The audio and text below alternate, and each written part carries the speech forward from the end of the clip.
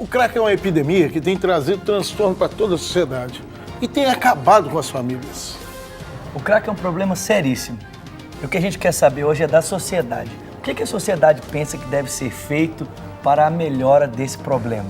Pois eu fui às ruas e conversei com as pessoas para saber a opinião de qual o melhor encaminhamento para um usuário de crack e outras drogas. O que será que as pessoas disseram? Confira agora conosco no programa Resgatados.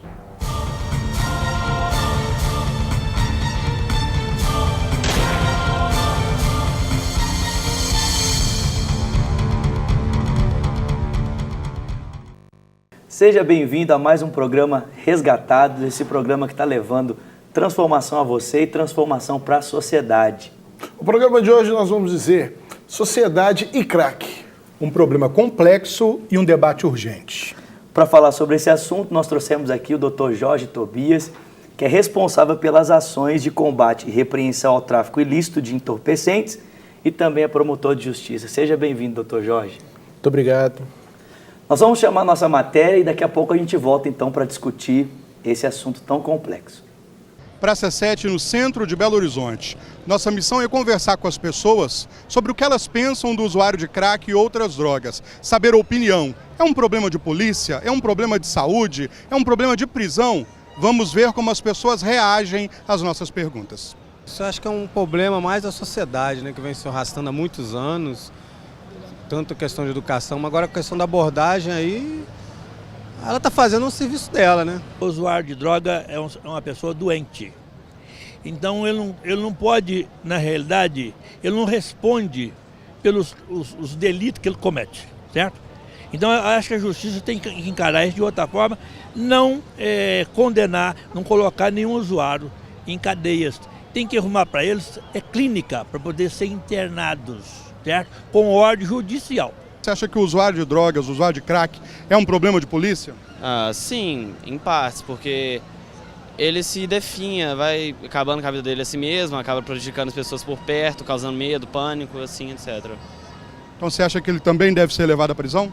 Sim, assim como todo usuário de droga. Infelizmente, é um caminho quase sem volta. Eu sou um que posso dizer isso. Deu de 7 anos que eu usei drogas, hoje tem 12 anos que eu não uso, e graças a Deus sou livre e consegui mostrar isso para o meu filho de 17 anos que trabalha comigo. Então hoje ele vê que isso não presta, então se nós começar a conscientizar os nossos filhos, eles sinceramente eles vão poder um dia ver que aquilo ali não vale a pena. Porque o que está acontecendo hoje em dia com as drogas, cada dia mais e mais, é os pais sendo liberais demais com os filhos. Quem não aceita, aí infelizmente é cadeia ou cemitério. E nós continuamos o nosso debate conversando com os especialistas para entender a posição sobre o que dizem as pessoas e o que dizem aqueles que trabalham e militam nessa área. Atualmente, após a mudança da legislação em 2006, o usuário ele é tratado como uma vítima pelo Estado. O Estado entende que o usuário ele é um problema de saúde pública e que é devido a este usuário uma inserção social. Ou seja, o Estado tem manifestado interesse em recuperar esse usuário de droga e não mais lançá-lo numa cadeia e deixá-lo sem a menor assistência. Há uma preocupação do Estado em recuperar este cidadão e, no contexto social, de forma que ele possa, através das artes, do esporte, através até mesmo de um emprego, que ele seja reinserido no contexto social. Muitas pessoas nas ruas disseram que os usuários precisam ser presos, que eles são um problema de polícia. Essa opinião está correta? Bom, à luz da legislação, essa opinião está incorreta. Hoje, o Estado ele tem uma preocupação muito maior do que no passado com o usuário de drogas. Essa preocupação gira em torno de que o usuário ele tem direito a uma reinserção social, ele deve ser inserido através de programas, inclusive como cultura, esporte, lazer, educação, até mesmo profissional, onde esse usuário tenha a oportunidade de estar trabalhando, de ser reinserido no contexto social. Por quê? No passado, ele era punido, ele era preso, ele era condenado e não havia um acompanhamento. Hoje o Estado preocupa-se com isso. O Estado não vê hoje o usuário de drogas simplesmente como um criminoso, mas ele o vê como um cidadão que está doente e precisa ser tratado. A legislação brasileira padece de alguma alteração? Bom, alguns pontos controversos na legislação é referente à questão do tráfico, porque alguns traficantes tentam utilizar a benéfice da lei com o usuário para alegar que não estão traficando e sim usando. Eles são presos com elevadas quantidades de drogas e tentam burlar a lei dizendo que aquelas quantidades elevadas é para o seu uso próprio e não para comércio. Como você pôde perceber, essa questão do crack, do problema das drogas, da sociedade é muito séria. Dr. Clóvis, o senhor que foi às ruas e entrevistou as pessoas, algumas pessoas falaram até mesmo da morte do usuário como, né, uma iniciativa para acabar com esse problema. Como é que foi para o senhor estar ali lidando com o pessoal e essa questão da morte das pessoas? Primeiro, a sociedade traduz essa complexidade. Posições muito radicais e muito distintas. Alguns entendem ainda o usuário como um criminoso, como um indivíduo que viola os direitos da sociedade e precisa ser encarcerado ou, às vezes, inclusive, perder a vida, na opinião de algumas pessoas. Então, cheio de complexidades, cheio de nuances, como é o problema da dependência química. Doutor Jorge, por que as pessoas elas pensam dessa forma? O que leva a pessoa a pensar que, de repente, a pena de morte é o critério para se resolver esse problema? Eu acho que a gente tem que partir de duas situações. Aquelas pessoas que têm usuários em sua família, ela tende a ter uma visão mais tranquila em relação ao usuário, porque ela consegue acompanhar no seu dia a dia o problema que o usuário tem, principalmente o usuário dependente. Ela consegue ver no usuário um ser humano que precisa de apoio, precisa se recuperar, porque ele está passando por um problema de debilidade naquelas circunstâncias. Por outro lado, aquelas pessoas que não possuem usuários em sua convivência, em sua família, no seu dia a dia, acabam se sentindo incomodadas justamente porque aquele usuário que está ali próximo da sua família, para ela representa uma ameaça aos seus filhos, uma ameaça ao futuro que essas pessoas podem vir a ter. Então, preocupada com isso, com a possibilidade daquela ameaça em potencial, muitas delas acabam até querendo que aquela ameaça seja extirpada. E por que não extirpada através da morte? Doutor, nós vivemos hoje no Brasil um problema seríssimo, que são as nossas estradas. Hoje o Brasil ele todo passa pelas estradas, as fronteiras estão desprotegidas, e hoje você vê a droga passando, entrando por um estado, atravessando o outro, sem nenhuma fiscalização. Talvez essa mesma sociedade que está pedindo a morte de um usuário, não deveria ser a sociedade que está pedindo uma fiscalização maior nas fronteiras?